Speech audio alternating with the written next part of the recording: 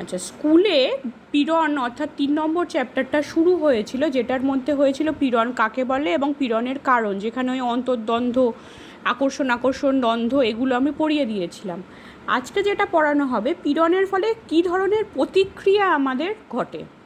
পীড়নের ফলে সাধারণত 3 ধরনের প্রতিক্রিয়া আমাদের ঘটে। একটা হচ্ছে শারীরবৃত্তীয়, একটা হচ্ছে মানসিক, একটা আচরণগত।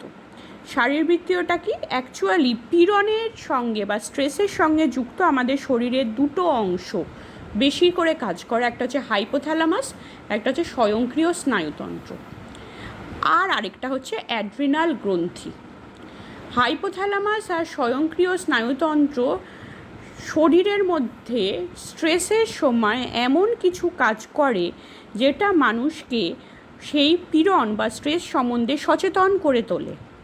আর অ্যাড্রিনাল গ্রন্থি থেকে 2 ধরনের হরমোন, এপিনেফ্রিন আর নন এপিনেফ্রিন নিঃসৃত হয়, যেটা রক্তে মেশে। এই পুরো ঘটনাটার ফলে শারীরবৃত্তীয় যে কাজগুলো হচ্ছে, এই পুরো ঘটনাটার ফলে আমাদের কিছু শারীরবৃত্তীয় পরিবর্তন হয়।